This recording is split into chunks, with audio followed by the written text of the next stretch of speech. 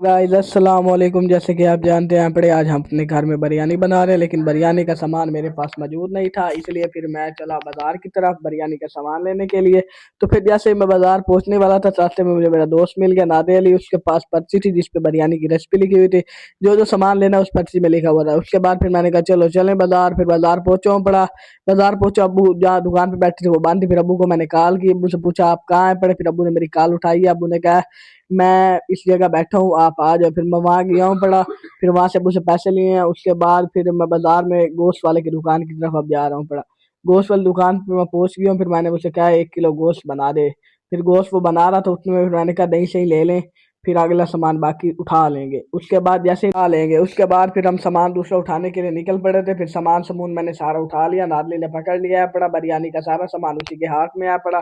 फिर हम घर की तरफ निकल रहे थे, सामान नादली को मैंने कहा टोटल गिन ले पूरा है पड़ा या नहीं। फिर नादली का सारा सामान पूरा है पड़ा, कुछ तू पकड़ ले। मैंने कहा मैं तो नहीं पकड़ा।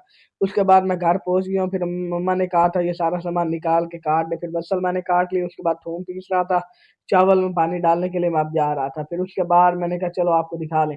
फिर मैंने ये सारा सामान कर लिया। उसके बाद ये थूम मैं कूट रहा हूँ। उसके बाद फिर चावल बन गया। तो अल्लाह हाफिज, कल मिलेंगे नए व्लॉग के साथ। चावल खाते हो तो आपको नहीं दिखा सकता।